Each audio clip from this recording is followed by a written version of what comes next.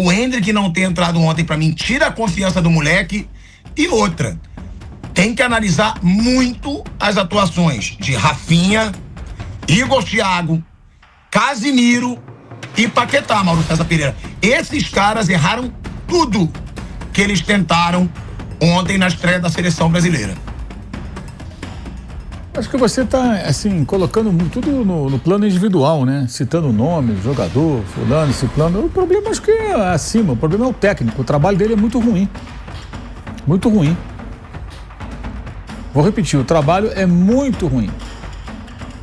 Não teve o ciclo inteiro de Copa? Concordo. Não estou aqui dizendo que deveria ser a excelência, que o Brasil tinha que estar voando, mas, cara, o mínimo tinha que ter. O Brasil não tem rigorosamente nada. Do ponto de vista coletivo, não tem nada. Defesa não existe, o meio-campo menos ainda, o ataque vive de lampejos, individualidades.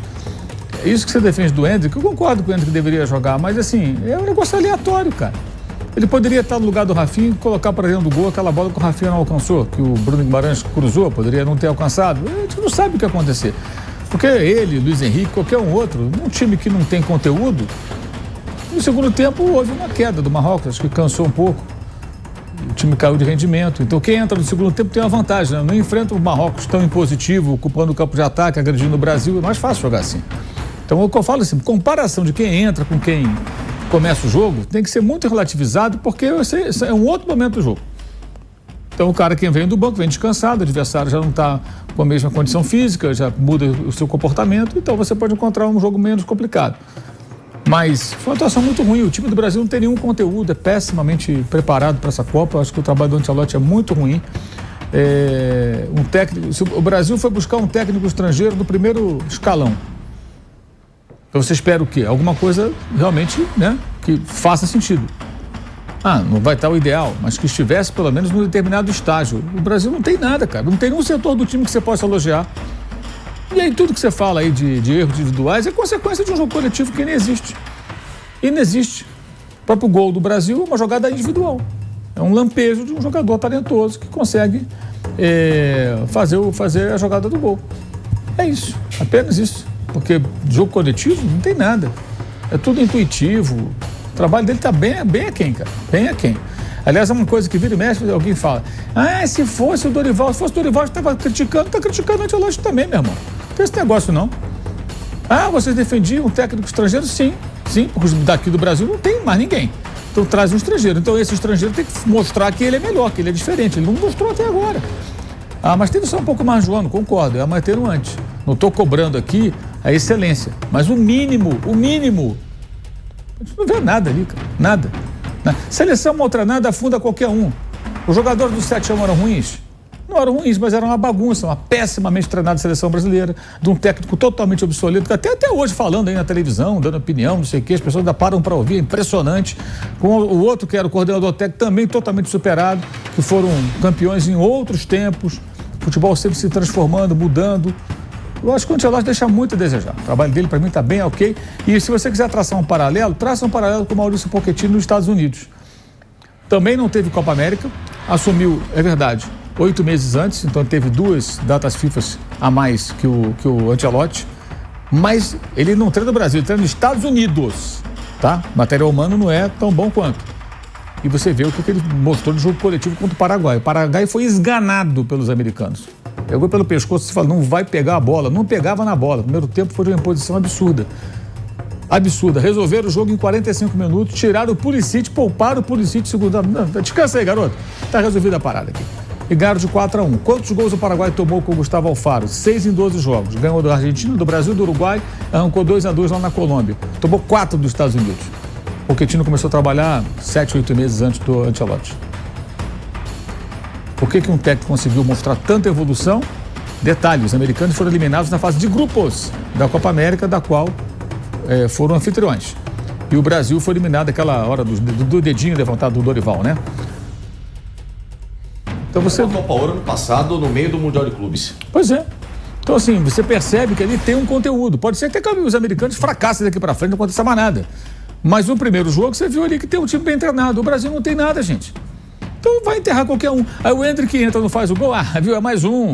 Alguém vai dizer que, viu, é fogo de palha. Na linha do que o Flávio falou. Não adianta você esperar que um jogador vai resolver quando coletivamente o jogo não funciona. E essa renovação do Ancelotti até 2030, o que ela dá a sensação? De que os caras estão pensando no outro ciclo. Se estiverem pensando, eu acho que estão corretos.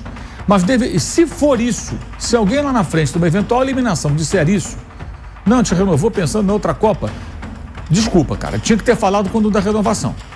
Mas comercialmente não seria interessante, né? Mas tinha que falar, renovamos porque a gente está mirando a outra Copa.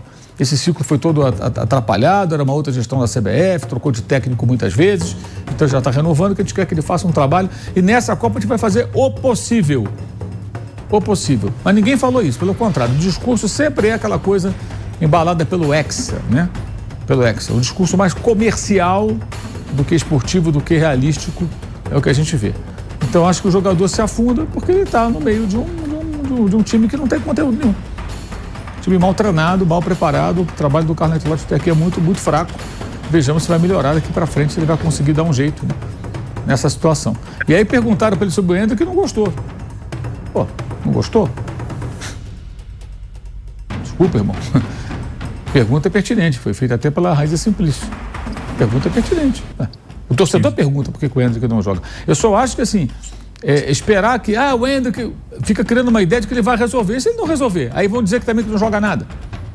Vão mesmo. E vão dizer que não joga nada. Por isso que é melhor ele não entrar. Que só faz gol em amistoso. É isso que vão falar do garoto. É isso que eu sou contra. Você ficar esperando que o jogador vai resolver. Quem tem que montar a equipe é o técnico.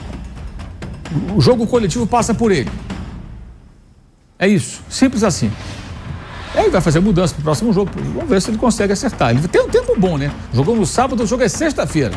Tem que parar, pensar, encontrar soluções. E mais, a gente já sabia que o Brasil poderia ser um time para jogar em transição muitas vezes, como era o Real Madrid dele.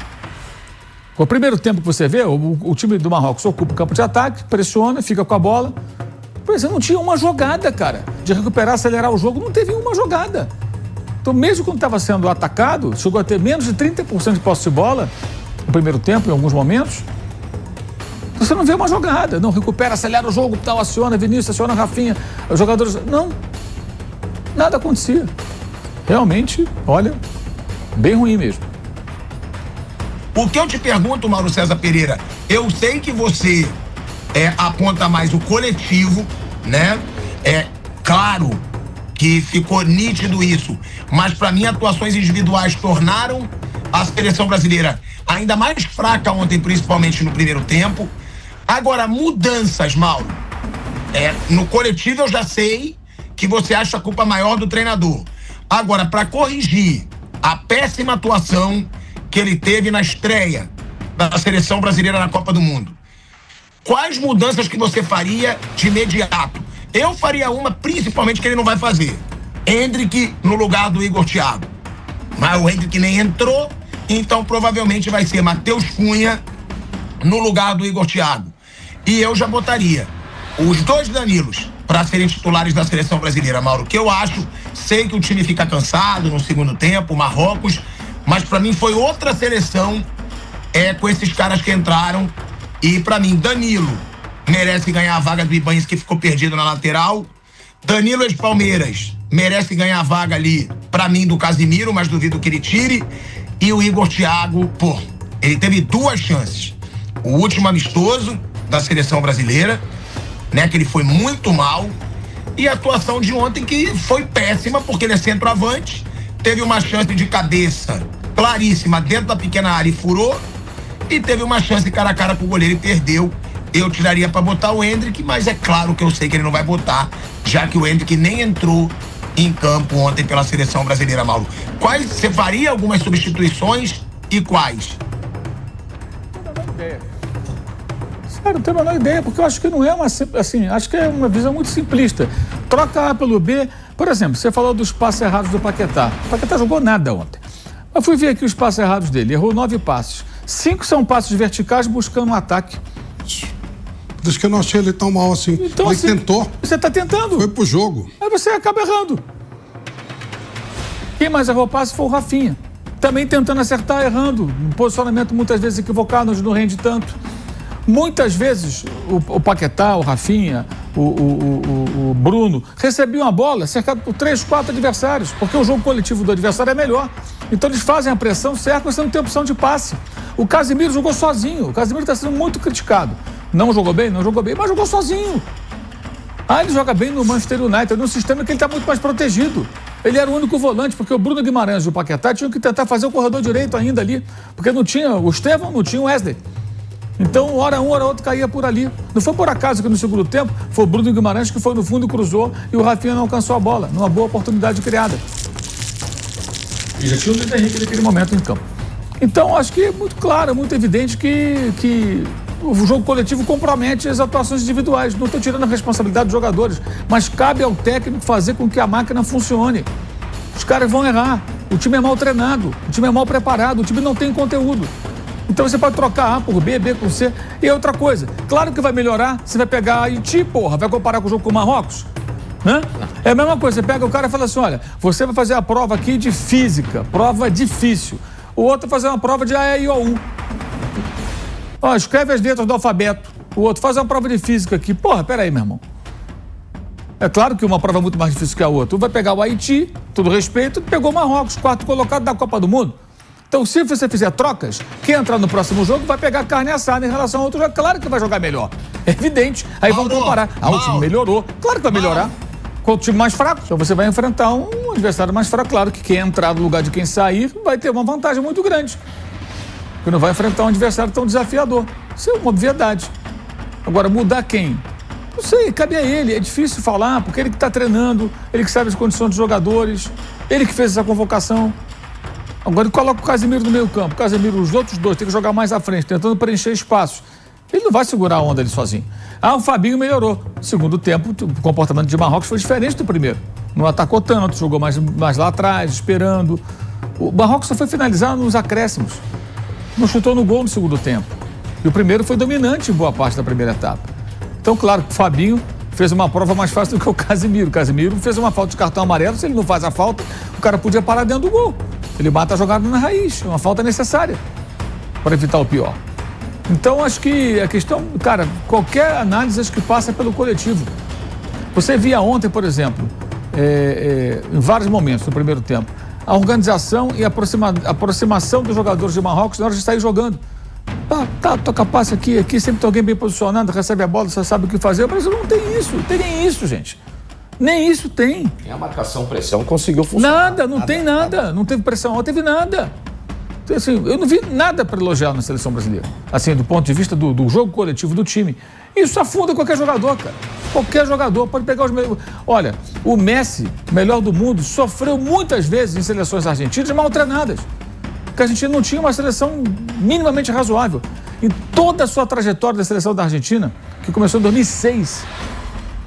2006 a seleção era razoável, mas ele era um coadjuvante, era um menino. Ele teve uma seleção, a primeira, que foi competitiva, que foi de 14, time do Sabella, técnico já falecido. Era um time que se defendia bem, tudo muito pragmático, mas competiu, tanto que foi a final. Né? E o time que o Brasil tomou de 7-1 só ganhou deles na prorrogação e só não perdeu porque o Higuaín perdeu o gol do título. E a seleção campeã do mundo, na temporada passada. Fora isso, teve várias vezes. Em 2010, o técnico era o Maradona. Maradona era tudo, menos técnico. E o Messi, eu fiz jogos no estádio da Argentina, nossa, dava até pena. Ele sozinho tentando resolver, carregar o time nas costas, porque não tinha nada. O Maradona era um showman à beira do campo. Aí a AFA usou a imagem do Maradona para blindar dos absurdos que aconteciam no futebol argentino, na gestão, até hoje acontece. E o Maradona à beira do campo ali. Todo mundo olhava para ele, e dentro do campo o time era uma bagunça, não tinha nada. E o Messi tentando, nem o Messi escapa de um time mal montado. Qualquer grande jogador. Então, os jogadores do Brasil, melhores ou piores, também sofrem com isso. Os erros individuais muitas vezes são derivados de... Gente, o Brasil há muito tempo relutou em colocar um técnico estrangeiro. Quando traz um técnico da primeira prateleira, o trabalho desse cara não pode ser do nível do Dorival Júnior, do nível do Fernando Diniz, do nível do Tite. Tem que ser melhor. Bora, ou não? É óbvio que tem que ser melhor. Então, a gente não pode aqui tratar como se fosse normal. Não é normal. Tem que ter mais. Por isso que me assusta ele ir contra suas próprias convicções para começar a montar o trabalho da seleção. Ô, Mauro, eu acho que você falou que não tem elogio, né? Eu elogiaria a melhora no segundo tempo. Eu te entendo que Marrocos jogou menos, mas também não pode ter jogado menos pelo Brasil ter sido melhor? Isso que eu pergunto, porque o primeiro tempo foi muito assustador. Eu não vi isso não, acho que você tá com muita boa vontade. Pra mim, no meu crivo não passa. E olha, eu tô falando de um técnico da primeira prateleira do futebol internacional.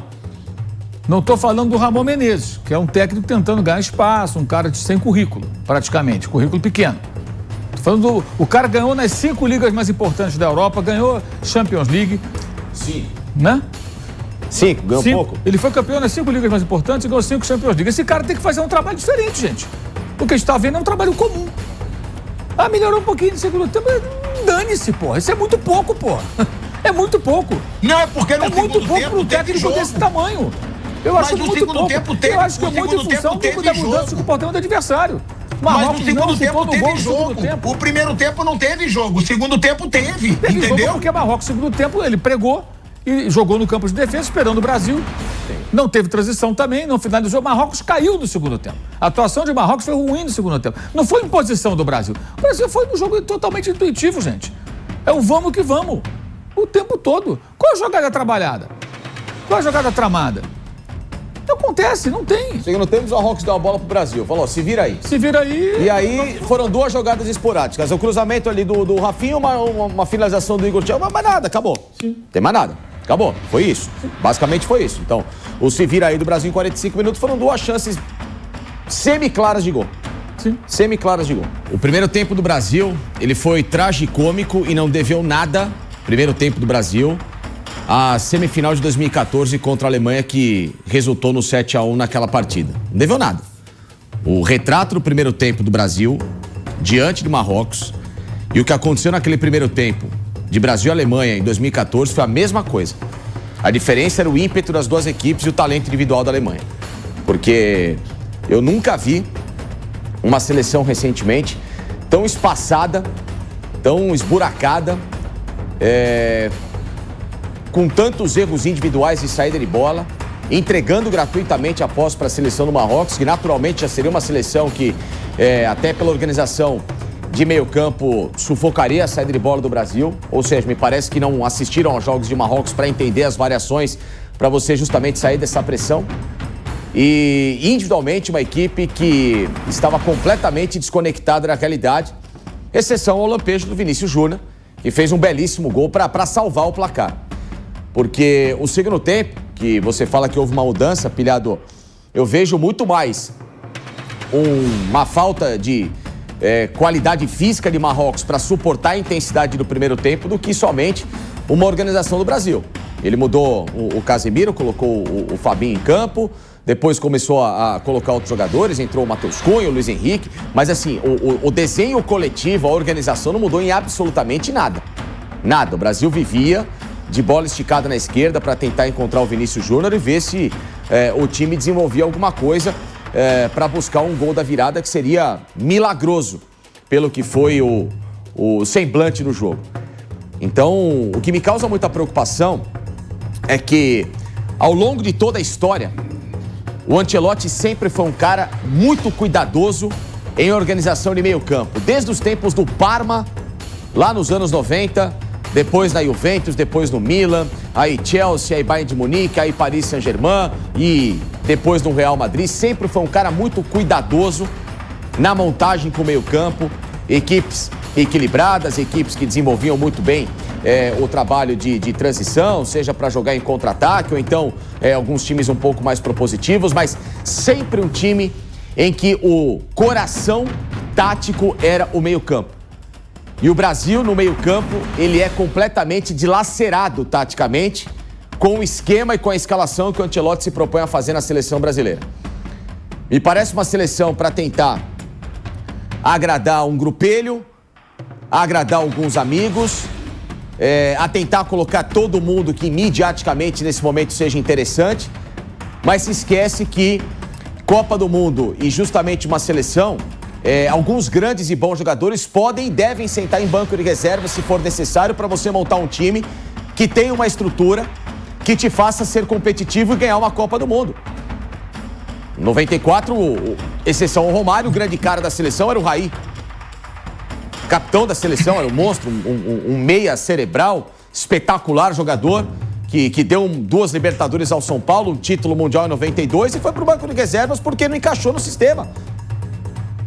E entrou o Mazinho, que era um cara extremamente talentoso também, muito mais de veia defensiva, um lateral que jogava pela direita, pela esquerda, um segundo volante espetacular, fazia todas as funções e entrou para salvar taticamente um buraco que havia naquela seleção.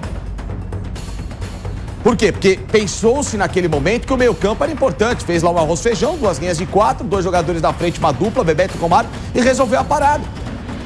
E se precisar em algum momento o Rafinha sentar no banco, Paquetá sentar no banco, para você priorizar o Vinícius lá na frente com o centroavante, fazer uma dupla, refazer o meio-campo do Brasil, sentar o senhor Casemiro, transformar o Bruno Guimarães talvez no primeiro cara de saída, recolocar um cara mais intenso do lado dele, o Danilo, o Fabinho, enfim, qualquer montagem, mas para proteger o meio-campo do Brasil vai ter de ser necessário e mais do que isso, vai ser obrigatório a partir do próximo jogo o Brasil ter um meio-campo. E já não é de hoje, pelo menos da minha parte, que eu venho enxergando esse tipo de postura equivocada na escalação da seleção brasileira e na montagem tática, que é o mais importante. Todas as seleções, as principais seleções do mundo, campeãs ou não, ou competitivas e que estão nessa Copa do Mundo, têm como grande segredo o meio-campo. Sem meio-campo, você não cria, você não distribui um setor ofensivo com organização, você não dá possibilidade de finalização, seja para centroavante, seja o Endrick e o Igor Thiago, ou se era João Pedro, se fosse convocado, o Pedro, qualquer um. Qualquer camisa 9, entre aspas, qualquer ponta direita, qualquer ponta esquerda, qualquer jogador de ataque em que o meio-campo não funciona, ele vai morar num deserto. E o Brasil hoje é um deserto de ideias. Há muito tempo. E com o Ancelotti, diante de toda essa experiência, essa bagagem, a primeira coisa que ele poderia ter sido um pouquinho mais coerente em relação aos seus fundamentos, às suas práticas, era olhar para tudo que ele fez de bom na carreira nesses grandes clubes e tentar, primeira coisa, trazer uma memória tática daquilo que deu certo, reconstruir, encaixar peças dentro desse formato e, a partir disso, desenvolver o jogo com muito mais confiança. Ele está sendo antagônico às suas próprias ideias. Todos os times, peguem todas as escalações, o Milan dele, Pirlo, Gattuso, Seedorf, Ambrosini, ou Kaká, sempre 3, 4 meias.